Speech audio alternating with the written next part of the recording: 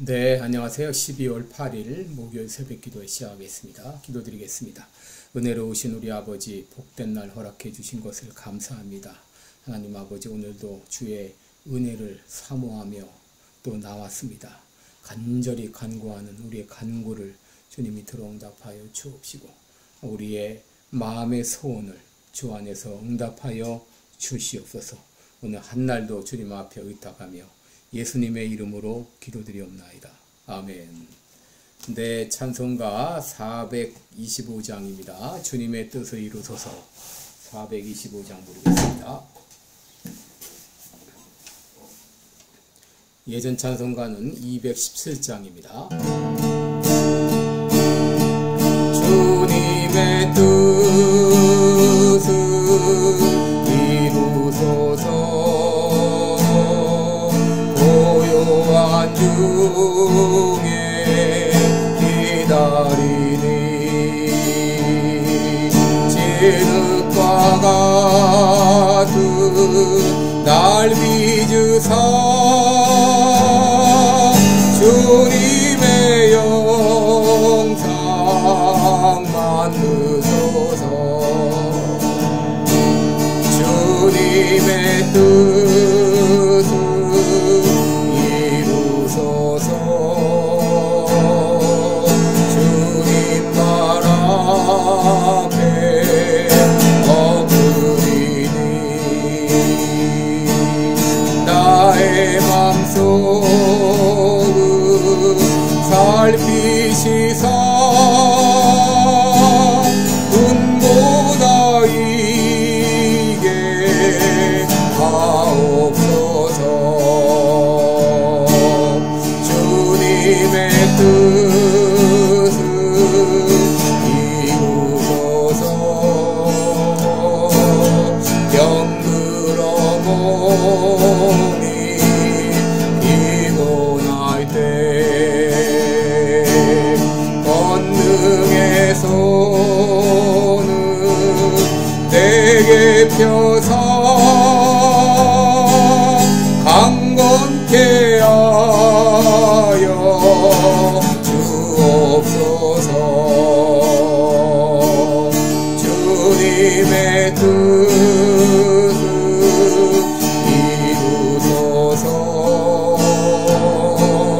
온전히 나를 주장하사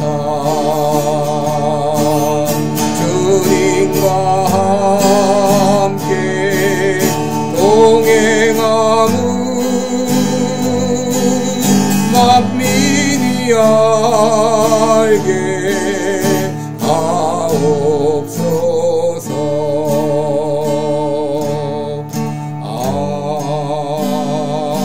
아멘. 아멘. 네, 오늘은 고린도후서 2장 12절로 17절까지 보겠습니다. 고린도후서 2장 12절로 17절까지입니다. 제가 봉독해 드립니다. 내가 그리스도의 복음을 위하여 드로아의 이름에 주 안에서 문이 내게 열렸으되 내가 내 형제 디도를 만나지 못함으로 내 심령이 편치 못하여 저희를 작별하고 마게도냐로 갔노라.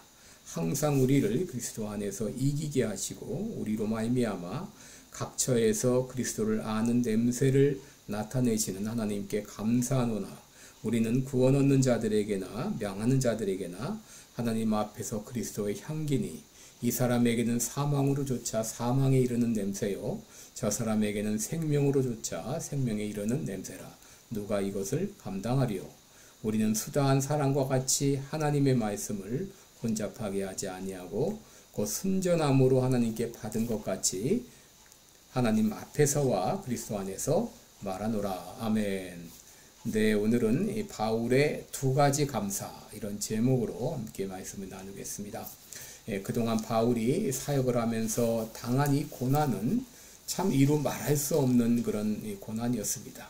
고린도 교회에서 거부를 당하고 또 에베소에서 추방을 당하고 또 드로아에서 많은 어려움을 겪고 또 마게도냐에서 근심 걱정에 이르기까지 그는 한마디로 사방으로 우겨쌈을 당하는 이런 상황 가운데 있었습니다. 그럼에도 사도 바울은 오늘 본문에서 두 가지를 감사하고 있는데, 첫째로 승리하게 하시는 하나님께 감사하고 있습니다.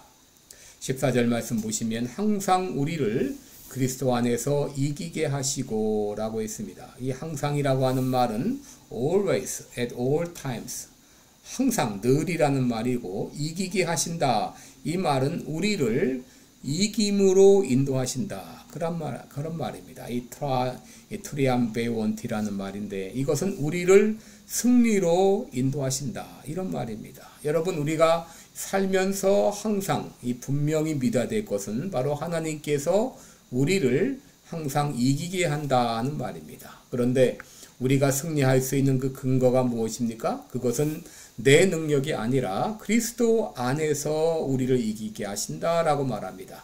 내 능력으로는 이길 수 없지만, 내 힘으로는 감당할 수 없지만, 그러나 그리스도 안에서 우리는 이길 수 있습니다. 그리고 우리가 이길 수 있는 시간은 항상입니다.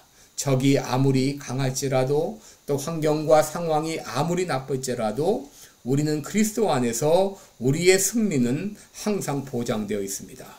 여러분, 여기 이기게 하시고 라고 하는 말의 원래 의미는 개선 행진으로 우리를 인도하시고 하는 말입니다. 여러분, 예전에 로마에서는 전쟁에 승리하고 돌아올 때 로마 시가를 공개적으로 개선 행진하도록 그렇게 특권이 부여되었다고 합니다.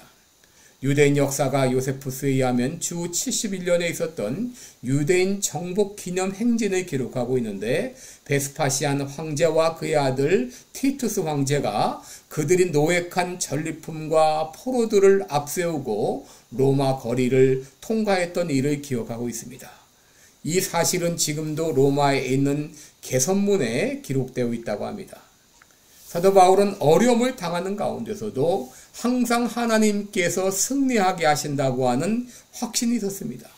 비록 그가 외적으로 고통을 당하고 있었지만, 그럼에도 하나님께서 자신을 개선 행진으로 인도하신다고 하는 것을 믿었습니다. 우리가 좋아하는 말씀 가운데 하나는 바로 로마서 8장 28절이죠. 하나님을 사랑하는 자, 곧 그 뜻대로 부르심을 입은 자들에게는 모든 것이 합력하여 선을 이루느니라.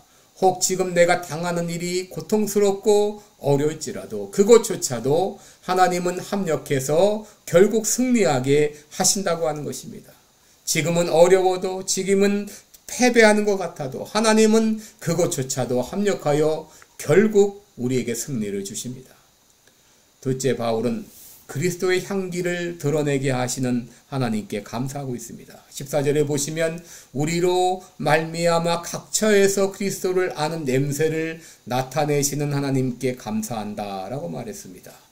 여러분, 이 당시 로마 제국에서는 전쟁에서 승리하고 개선할 때 승리의 길을 따라서 향을 피웠다고 합니다. 향을 피우면 냄새가 나며 이 승리의 향기가 사방으로 퍼져나가는 것, 그것을 의미했는데, 사도 바울은 자신의 사역을 통해서 그리스도를 아는 지식이 사방으로 널리 알려지는 것을 마치 냄새가 퍼져나가는 것으로 그렇게 비유하고 있습니다. 그런 의미에서 자신을 그리스도의 향기라고 말한 것입니다. 바울은 자신의 사역을 레위기에 나오는 번제의 향과 연관시키고 있습니다. 여러분, 제물을 태울 때 향은 눈에 보이지 않지만 예배자들은 향의 존재를 코로 느낍니다. 마찬가지로 하나님의 말씀 역시 눈에 보이지 않아도 그 효과는 의심의 여지가 없다고 하는 것이죠. 번제의 향과 같이 자신이 전한 복음이 널리 전해지는 것을 상징적으로 보여주고 있는 것입니다. 여러분, 우리가 복음을 전할 때 사람들의 반응은 두 가지죠. 첫째는 잘 듣고 구원을 얻는 사람이 있는가 하게 되면, 다른 하나는 복음을 듣고도 망하는 길로 가는 사람이 있다고 하는 것입니다. 16절에 보시면 이 사람에게는 사망으로 쫓아 사망에 이르는 냄새요, 저 사람에게는 생명으로 쫓아 생명에 이르는 냄새라고 말했습니다. 하나님의 말씀을 듣고 믿음으로 받아들이는 사람은 생명에 이르게 되지만, 그것을 거부하는 자는 사망에 이르게 된다고 하는 것입니다. 여러분, 예수님이 십자가에 못 박혀 비참하게 죽은 것은 어떤 사람에게는 그저 한 사람의 비참한 죽음에 불과하지만, 그러나 어떤 사람에게는 그 십자가에 죽으신 죽음이 나의 죄를 대속하는 대속의 죽음이라고 하는 것이 믿어지는 것이죠. 각종 보화로 가득 차 있는 집이 있습니다. 그런데 이 집은 마치 폐허와 같습니다. 문짝은 다 떨어져 나가고 유리창은 깨어져 있고 집안에는 먼지와 거미줄로 가득 차고 담장도 다 무너져 있습니다. 누가 보더라도 이 집은 폐가에 불과합니다. 여러분, 그 집에 아무리 금은보화가 있다 할지라도 그런 집은 사람들이 가까이 가려고 하지 않을 것입니다. 여러분, 예수님께서 아무리 보화일지라도 보배일지라도 혹 나를 통해서 악취가 난다고 하게 되면 내 모습을 보고 예수님을 평가할 것입니다. 예수 믿는 나를 보고 악취나는 나를 보고 저 사람이 믿는 사람, 예수님은 썩은 시체와 같을 거야 하면서 예수님께 가까이 오지 않을 것입니다. 그러나 우리에게서 아름다운 향기가 난다면 사람들은 그 향기를 맡으며 우리가 믿는 예수님에게로 가까이 오게 할 것입니다. 사도 바울은 각처에서 그리스도를 아는 냄새를 나타내시는 하나님께 감사했습니다. 기도하겠습니다. 은혜로우신 우리 하나님 아버지, 우리로 믿어지게 하시고 예수님을 나의 구주로 받아들이게 하신 것 참으로 감사합니다. 하나님 아버지, 이제 바울은 우리를 가리켜 너희는 그리스도의 향기라고 말했습니다. 나의 삶을 통해서, 나의 말을 통해서 그리스도의 아름다운 향기가 드러나게 해주옵소서. 그리하여 나의 말을 듣고 나의 삶을 보고 수많은 사람들이 주님 앞으로 돌아오는 이런 놀라운 역사가 일어나게 하여 주옵소서. 주님 앞에 감사드리며 예수님의 이름으로 기도드리옵나이다. 아멘. 네, 여러분 오늘도 복된 하루 되시기를 바랍니다. 네, 감사합니다.